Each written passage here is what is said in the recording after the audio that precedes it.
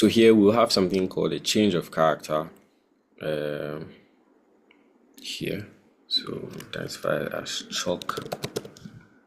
Okay, and then all this would be break of structure, BOS. So BOS, BOS. Okay, so now we are here. We are at this point. So what I was saying was price was creating this structure. So in the lower time frame, let's just say on the 15 minutes. Okay, so 15 minutes structure. So 15-minute structure would be seeing something like this, but on the 4 hour we are just seeing candles being stacked together. Okay, so sticking out the highs, which means it's forming a structure like this. Okay, but if you go deeper into it, you see a lot more candles, and you probably it wouldn't be as neat and perfect like this. Okay, so here this candle took out the low. That's the change of character we have here. And then what happened? We took out the next low. So if we want to draw, we'll just continue. It means we have an uptrend, sorry, a downtrend here. And then after this downtrend, this is the last low. So what happened was this candle here took out the previous candle's high, which means it took out this candle's high here. It means the structure now shifted again from bullish here. So this is another break of structure because a downtrend, and then the change of character happens here again because it shifted again from a downtrend or from a short downtrend to an uptrend. Okay, and then here, and then okay, so this is what we have. So we are currently on this candle. And this way. So this candle here caused a change of character. Now what do we have? We have price. This candle here taking out the high and low. Now you can write your own story with this. What this could mean is that price could have continued going up, and then a change of character and then came down. Okay, that could have. I mean, that's maybe. And it's like what happened was it came all the way down. So from this particular peak, came all the way down to somewhere here. So somewhere here. Okay, so we have like a structure like this before going up again, because you can see that this is like an up move. These candlesticks, you can see that price pushed up. So there's a push up, then probably came down again. So if I really want to make it make more sense, I can just maybe draw something like this. Start going back up again. Okay, this is what the lower time frame structure could look like. Okay, so if we were to highlight all this and go to the lower time frame, maybe we would see something similar, maybe wouldn't, but it will take time to understand how these things work. Let me highlight this area and then go to the lower time frame, and let's see if we'd even see something similar. Okay.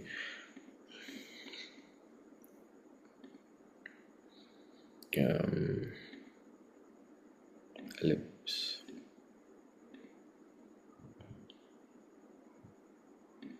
Okay.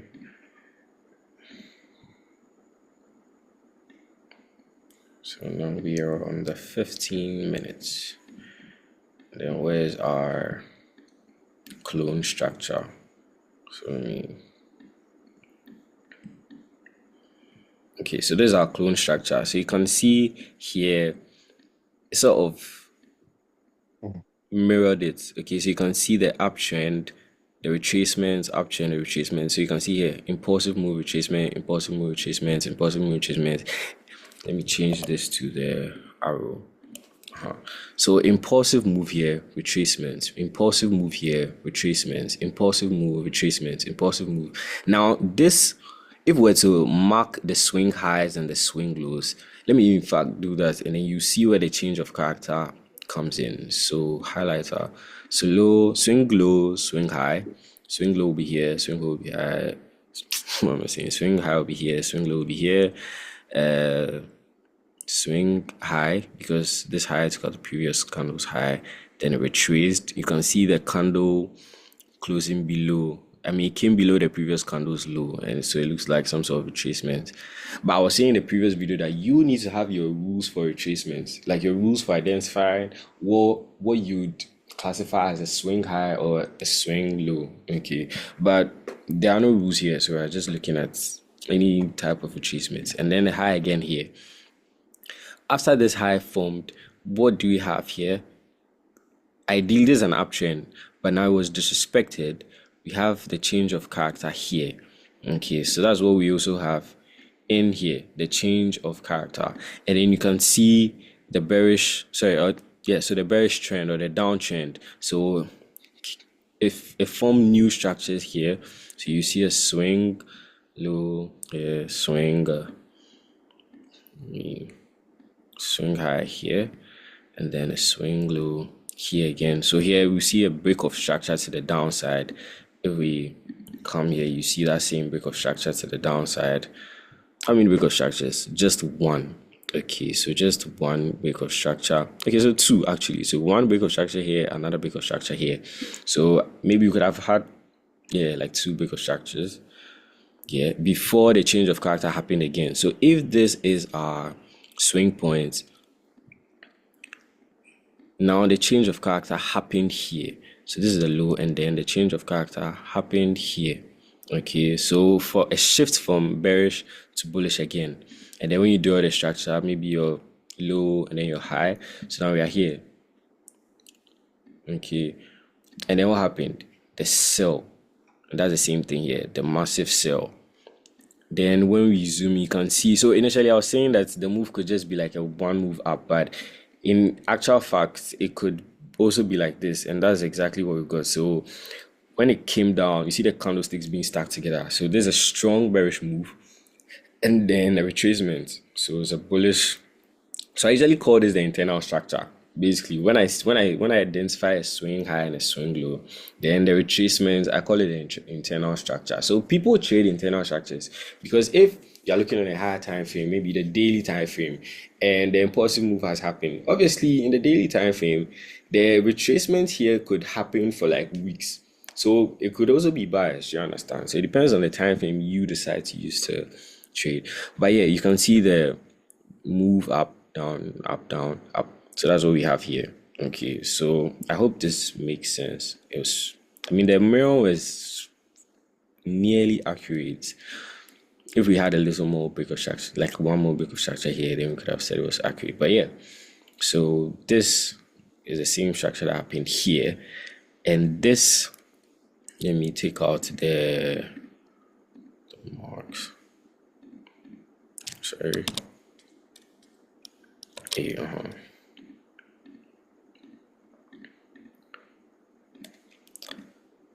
So when we go back to the 4-hour, then we see our so on the 4-hour, this is exactly what you see here. Okay, so on the 4-hour, you just see an impulsive move, some sort of retracements, funny structure, but on the lower time frame, you see a lot more. You get so so that's basically it. So that's basically for time frame structure and candlestick retracement. So one candlestick retracement alone, if it's maybe on a daily time frame, the candlestick retracement could be a massive retracement, or it could even be a change of character on a lower time frame. Okay, let me repeat that. So imagine we're having impulsive moves up. Maybe it's a bullish structure here. So we have something like this here. Okay, now I want to use a better example. Let me see if I'll find.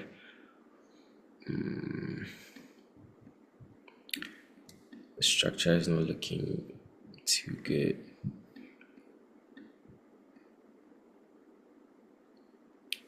Okay, so maybe this.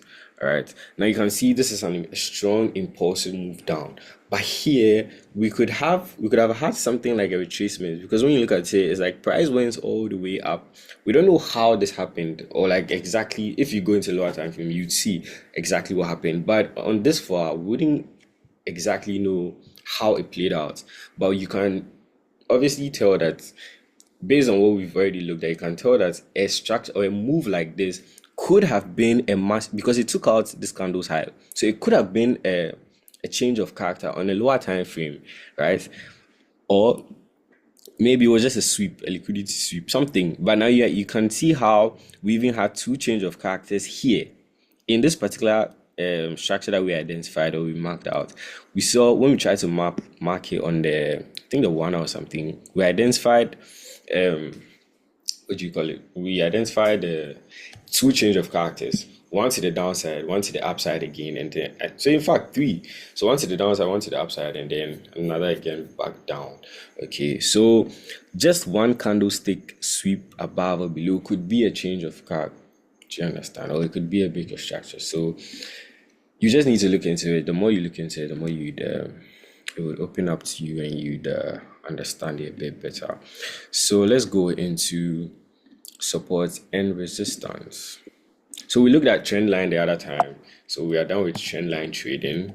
So if you want to trade trend lines, you can do that. So yeah, so after this trend line, we are going to support and resistance, and then the last thing we'd look at would be time frame and top-down analysis. So how you'd switch from one time frame to another, and then from there we just take a break so you guys can like practice before we go into the strategy, because that one still has to.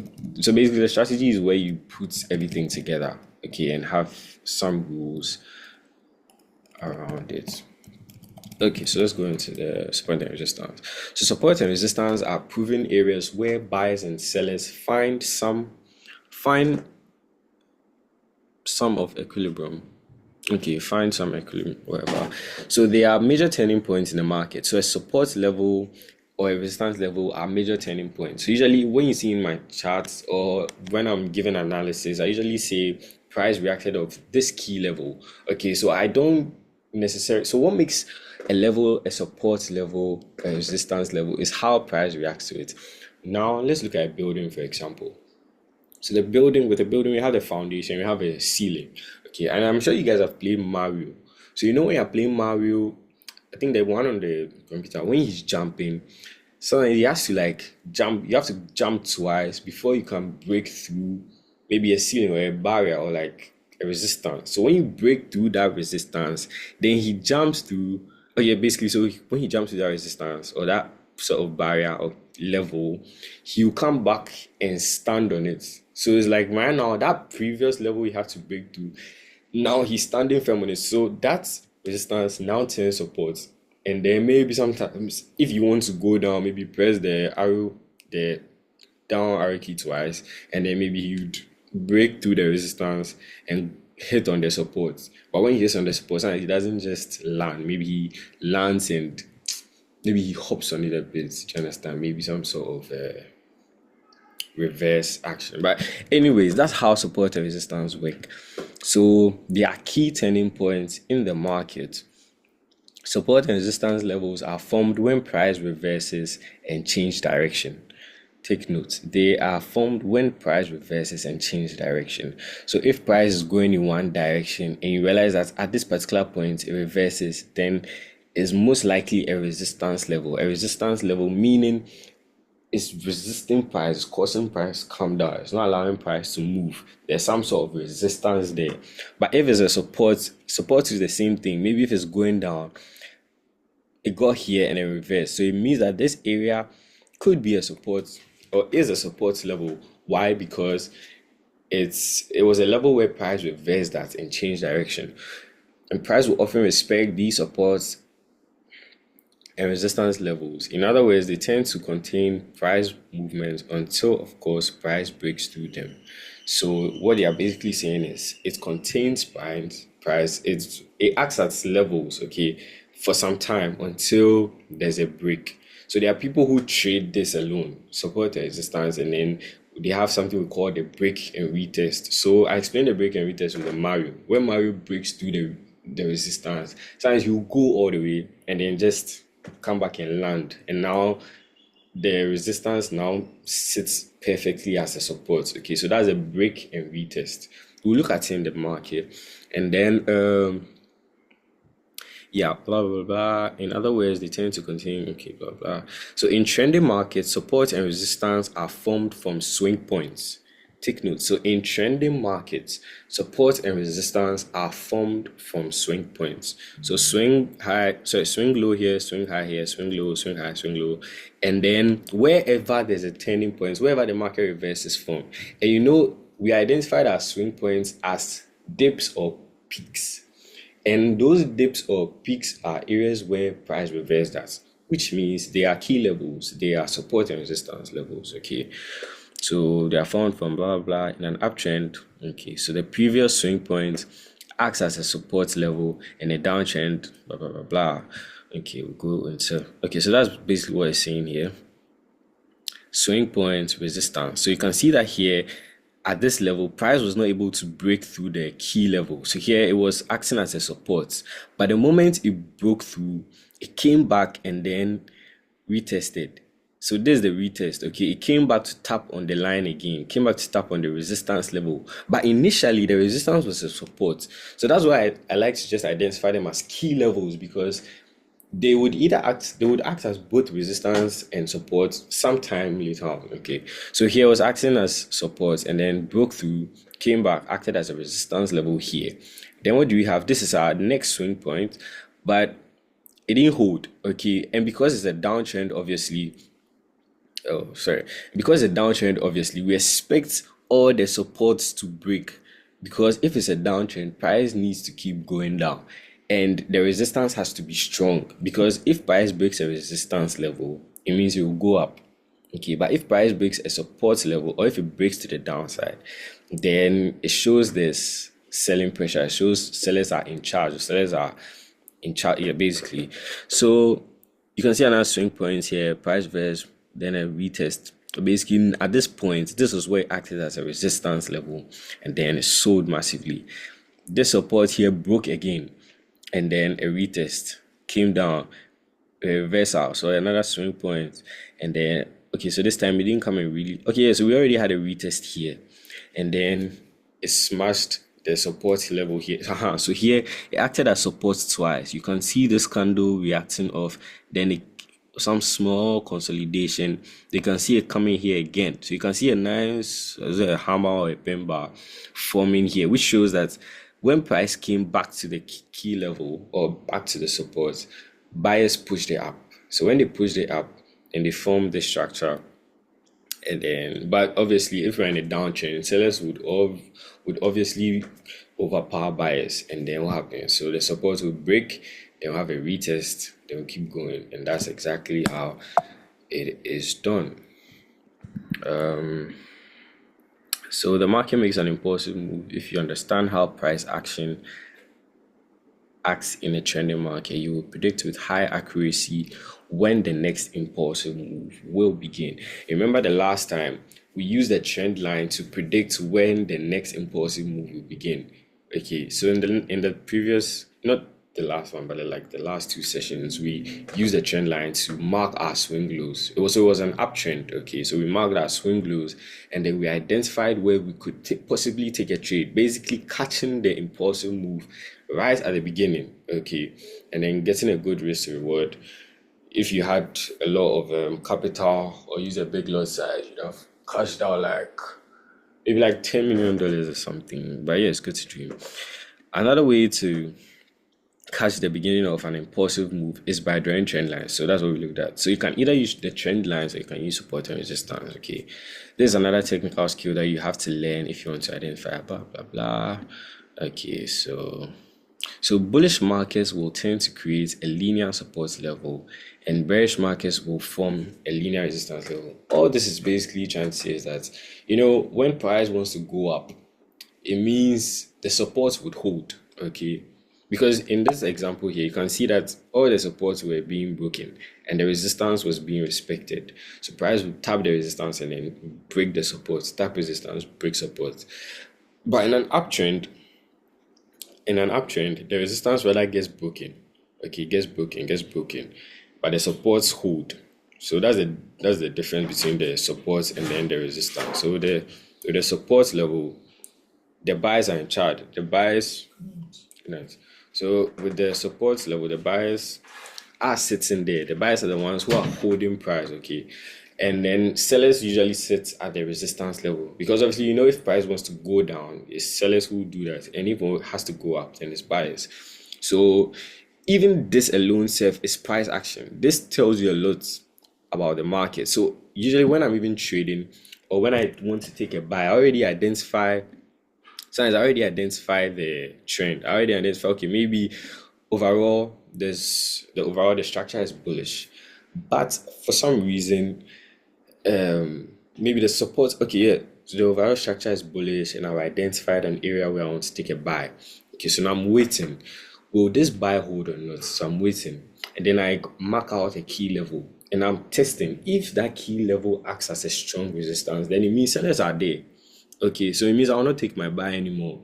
But if the key level breaks as a resistance, if price is able to smash through the key level, breaks it and retest and acts as a good support, it means buyers are in charge. Okay, so instead of even seeing just the bullish engulfing, right now I'm using the key levels to also add to my confirmation. So yeah, all these things come together. So let's go into the chart, draw the key levels, and then another thing. So with support and resistance, sometimes it doesn't even have to be just a line. Okay, so let me even draw it for you. So this is how it could look like. Okay.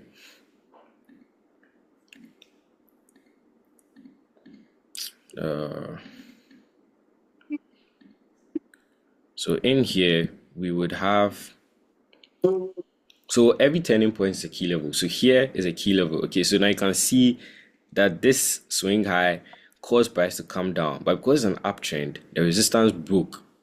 So it broke here, and then there was a retest. So now this is where you can identify your next points or your next swing points to take a trade. You guys.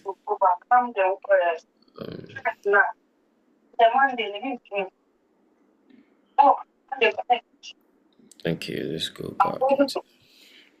Yeah, so basically you can use, like the book was saying, you can use this level to identify another swing point. So once it broke, retested, you can take buys here. When you see some candlestick confirmations, and then what happens again? You mark another turning point. So here was where the Like market. the other person is distracting me. All right, all right. Sorry. Okay, I have done that. Sorry about that. Okay, so I was saying, yeah, so once it breaks through, it forms a new swing point and then reverses.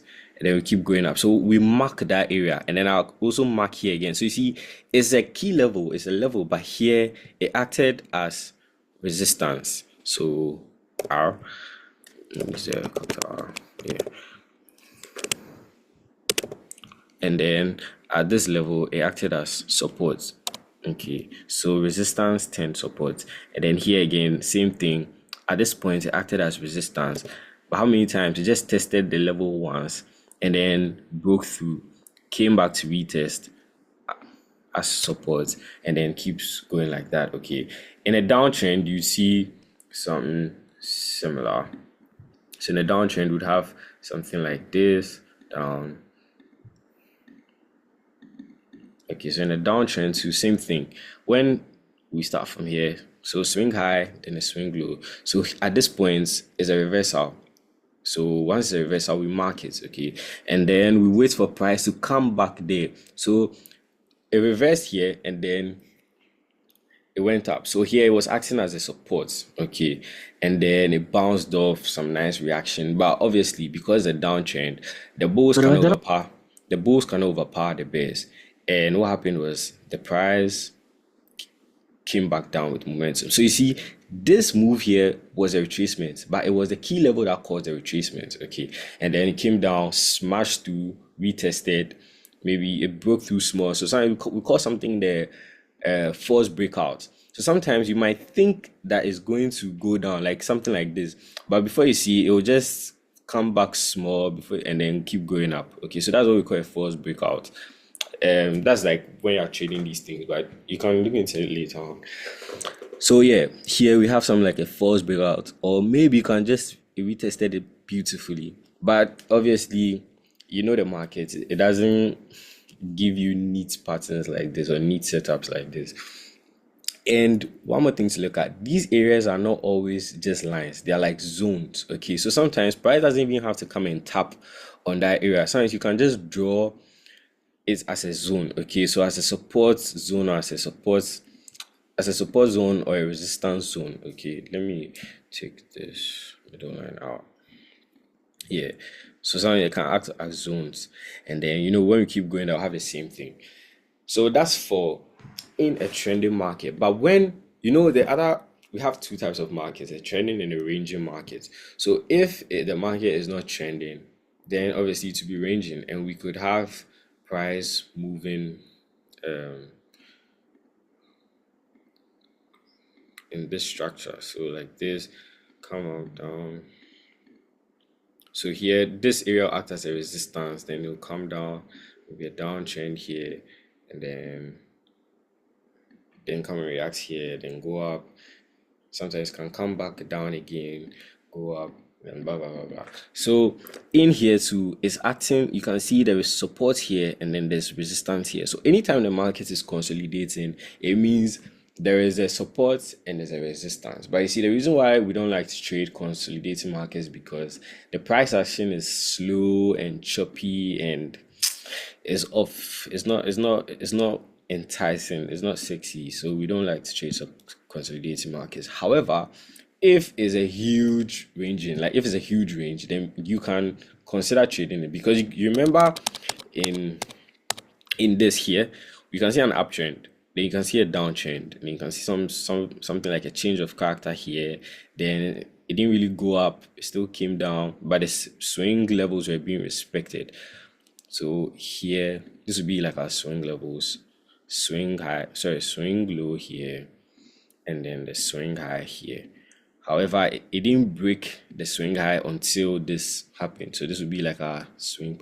So basically, yeah, you can even find trends in a ranging market. That's if the range is huge, okay. But you can trade it if you want to, but it's usually not sexy, and you have your own experience with it when it happens. So yeah, so let's draw on the 4 hour. So let's draw the key levels. And you see how price keeps respecting these key levels from time to time. So let's start from here, Seth. I'll draw a key level down here. And when I take it out, you can see, okay, so let's see from here, okay. And then when I extend this particular line, you can see how so here I remember this particular range. Oh, I think I remember this range very well. I think we looked at it some time ago.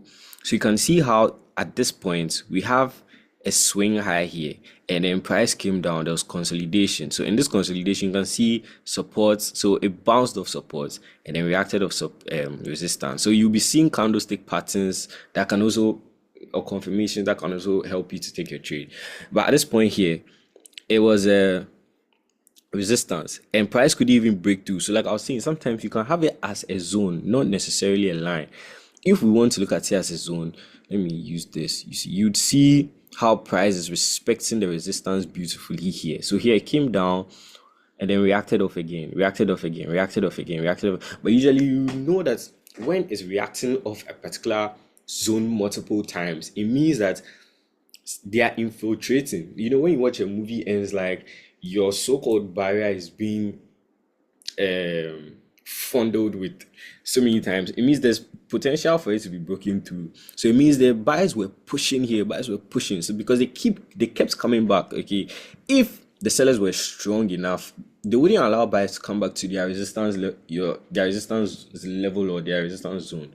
But they were not strong enough, and buyers were. So that's how come at this point price even broke through. Okay, and you see it broke through massively because what usually happens is, even in the movies, once the zones are broken through or the buyers are broken through, before you see, the sellers will start retreating. Like that, people will just start retreating and get scared because obviously it's your zone, it's your Is your point. Okay, once it's broken through there, you don't have any hope. So here we had a very massive impulsive move, okay, and then a retracement, blah blah blah. But you can see that later on it came back to retest. So when I extend the zone, you can see that it came back to retest. So sometimes the line might make you think it's not a retest. So you need to know. I mean, the more you work with it, the more you understand how the support and resistance zones work. And one thing I was adding in the previous session was that, you know, every currency pair has its behavior. Okay, so if it's gold, for example, gold has a way it behaves with support and resistance with its trend line. Sometimes it will just use wicks to react. Maybe in GBP USD, it might come all the way and even smash through and like do a lot of false breakouts. But just this how GBP USD might be. Okay, for a different currency pair, it could be different. So you need to know how. I mean, you need to study that currency pair for a while to see how price reacts to these levels, reacts to trend, reacts to trend lines, reacts to supply and demand zones. You get all of that. So you can see here there was a nice. So let's leave this key level. We'll come back to it.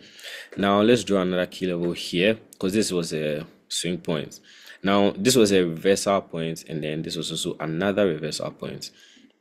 You can see how this reversal point to price reacted off beautifully. You could see something like a false breakout for this particular line. It could be like a false breakout, but here it was a close. It almost touched, and now you can see here acting as resistance here again. Then later broken through, came to retest here, but there was not enough pressure to keep going up, and then it broke through, came back. So you see it's a key level, so that's why it keeps respecting it. So here broke through as resistance. I mean, it was acting as resistance here, support here, broke through, and then here acted as support again. So at this point now there were buyers. Okay, so like obviously still their zone. I mean, it's still a level, it's still a zone. So the buyers came back and took. I mean, maybe sellers were here. The buyers came back and cleared the sellers from their zone and then re-established their markings or whatever, and then you see the massive buy. Okay, so what else? Let's look into more. So we have this here. So this is also another turning point, but you see here you don't have too many reactions, so you can leave this out. So when you want to draw these levels, you need to look at price. You need to go back and look at the levels where price was reacting to the most. Those are the important levels. Okay, so I can look at which one? Maybe this. I can look at this level here. You see, at this point, let me draw it from here.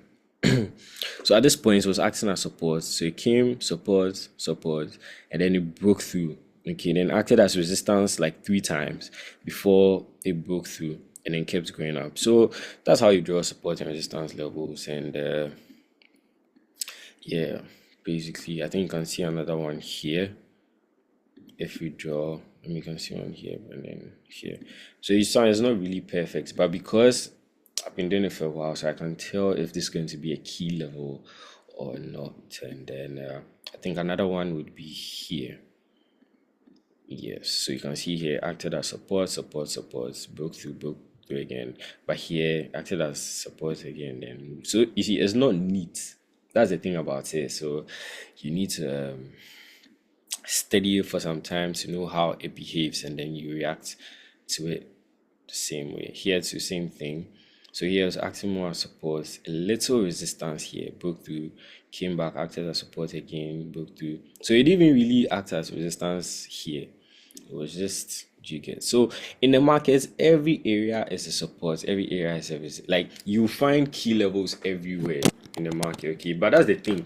The market is filled with noise, so much noise. So that's why your rules and your strategy helps you to filter out the noise and just look at what you're looking at. It helps you to build your own reality, build your own universe. Okay, everything you look at, everybody's looking at it in a different way. They're looking at it from their own spectrum, from their own perspective. But you're also looking at it from your perspective. So even if I teach you, I mean, when I teach you my strategy, you wouldn't be able to trade it exactly like the way I do, or you wouldn't be able to see things exactly the way I do. Sometimes our trades would um intertwine, but obviously your analysis and your whole reasoning will be a bit different. So that's why we need to have a strategy. But now you guys understand how to mark swing points, swing high, swing low, blah blah blah. I wanted to help you guys to even like would mark the structure with the swing points and the swing, basically the swing points. But because we did that with the trend line, I don't want to. I mean, think the meeting is almost over, so I don't want us to do that again. I mean, you can do it on your own. Since now you know how to draw key levels, you know how to draw trend lines, but it means you need to establish your own rule. You need to establish your own rule in how you will identify a level as a key level. Sorry, how you identify maybe your, if it's an uptrend, what you use to identify your low. Maybe if price comes to touch your trend line, then you could say, okay, fine, I'll trade that. I'll mark it as my swing low. If not, I'll not mark it as my swing low. Yeah. So yeah, range market, same thing, supports, resistance, blah blah blah. So if you can't differentiate between range market and trend market, you will not know how to use these price action strategies. So you need to test. You need to go to the chart and then try these things. You would be seeing breakouts. So you see here there was consolidation as a range, resistance, support. Resistance was pushing price down, support was pushing price up. But because later buyers overpowered, and here I would have known that the buyers were going to step in because we have a lot more price action around the resistance than the support, which means the support is stronger than the resistance. And then before you see the breakout happens. So yeah. Then the pullback. So like I said, break and retest. So if something like this even happens, you can even just identify your swing point. So here is a turning point. So obviously you can use to mark your swing low or your swing high. And yeah, choppy markets. So you're saying choppy a choppy chart is not worth trading. Okay, so sometimes with the choppy charts you see so much wicks and it doesn't help you. It's when you're looking at a chart like that, when you take a trade like that, before you see one moment you're in profit, one moment you're in loss, and it's just moving slow. So yeah, the next to look at is time frame and top down analysis in our next session. Any questions? If no questions, I will look for some videos for you guys so you can use to go over support and resistance, structure, and trend lines. And then we'll meet again for top down analysis and time higher time frame and top down analysis. So multi time frame analysis basically. All right. Thank you for your time and have a good night.